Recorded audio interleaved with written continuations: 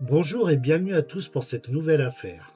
Il est 2 heures du matin, le bar Le Saint des Saints, à Toulouse, ferme ses portes.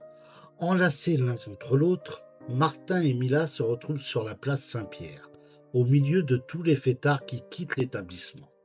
Mila propose à Martin de venir faire une after dans l'appartement de sa copine Ava, qui a passé la soirée avec eux. C'est lui qui les a abordés quelques heures plus tôt, à l'heure de l'apéro. La rencontre a fait des étincelles. Mila et lui n'ont pas cessé de flirter pendant toute la soirée. Les voilà en route pour le boulevard du Portal. Déambulant joyeusement dans les rues de la Ville Rose, ces jeunes de 21 et 23 ans n'ont pas conscience qu'ils sont en train de vivre leur dernier moment d'insouciance. Martin, un beau garçon métis, a quitté à 10 ans Paris, sa ville natale, pour venir vivre avec les siens dans la région toulousaine. Il n'a pas tardé à tomber dans le chaudron du rugby.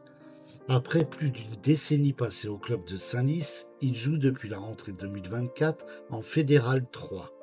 Célibataire, il profite de sa liberté pour sortir et faire des rencontres, comme c'est le cas ce mercredi 25 septembre. Mila, elle, est originaire d'une bourgade du coin. En juillet dernier, elle a ouvert un salon d'esthétique où elle a réussi, en 2 mois, à se constituer déjà une clientèle qui ne cesse de grossir. Un succès prometteur pour cette jolie fille aux cheveux longs châtains qui n'a que 23 ans. Sa meilleure copine, Ava, de 2 ans sa cadette, enchaîne pour sa part les petits jobs de vendeuse, en attendant de se trouver un vrai boulot. Contrairement à Mila, Ava a un compagnon avec lequel elle vit dans le fameux appartement du boulevard du Portal. Un appart du reste assez incroyable, puisqu'il dispose d'un grand toit-terrasse avec une vue imprenable sur Toulouse. Il n'est pas rare, au beau jour, que le couple organise des apéros sur ce rooftop, ou des afters. Il est un peu moins de 2h30 lorsque Martin, Ava et Mila poussent la porte de l'immeuble.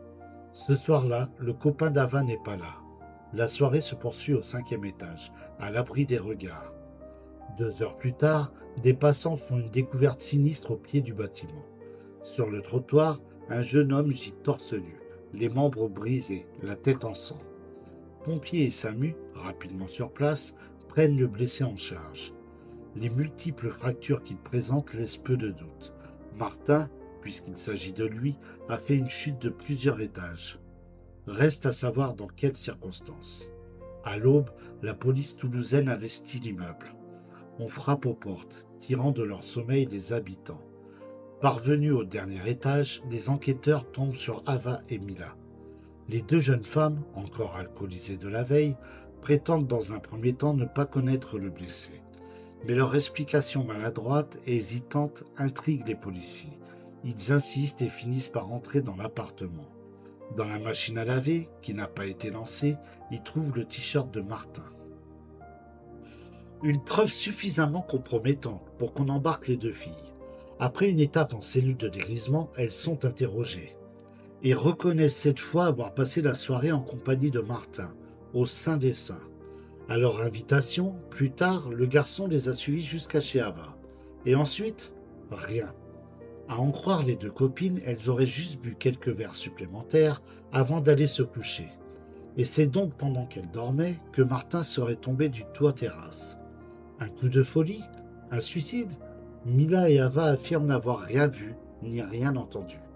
Un récit, on le devine, qui ne convainc pas les policiers. À la fin de leur garde à vue, levée le vendredi 27 septembre, Mila et Ava ont été mises en examen pour tentative de meurtre, mais laissées en liberté sous contrôle judiciaire. Une mise en examen qui en dit long sur le poids des soupçons qui pèsent sur les 2 jeunes femmes. De fait, les questions sans réponse ne manquent. Pourquoi ont-elles menti à la police? Que faisait le t-shirt de Martin dans la machine à laver? Quant au scénario plausible, tous comportent un certain nombre de trous dans la raquette. La thèse de la chute accidentelle sous l'effet de l'alcool est évidemment une possibilité, d'autant plus que le parapet du toit-terrasse n'est pas bien haut. Martin aurait pu tomber seul alors que les filles dormaient, mais cela n'explique ni leur mensonge ni le t-shirt mis à laver.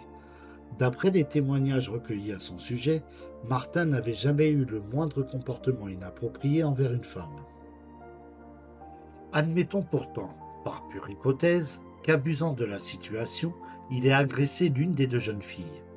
L'autre, dans un réflexe de légitime défense, aurait pu porter secours à son ami. Et ensemble, à deux, elles auraient pu pousser le rugbyman dans le vide. Et si les choses se sont déroulées ainsi, pourquoi ne le disent-elles ni l'une ni l'autre? Au bar Le Saint des Saints, le gérant a reconnu Martin sur les photos qui lui ont été montrées. Le jeune homme venait souvent dans son établissement, la plupart du temps accompagné par des copains. Il n'a jamais posé le moindre problème. Le patron du bar a également reconnu Ava, elle aussi une cliente régulière.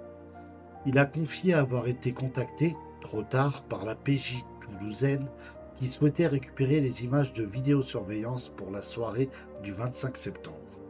Les enregistrements s'effaçant automatiquement au bout de 10 jours, le gérant n'a malheureusement pas pu les fournir aux enquêteurs.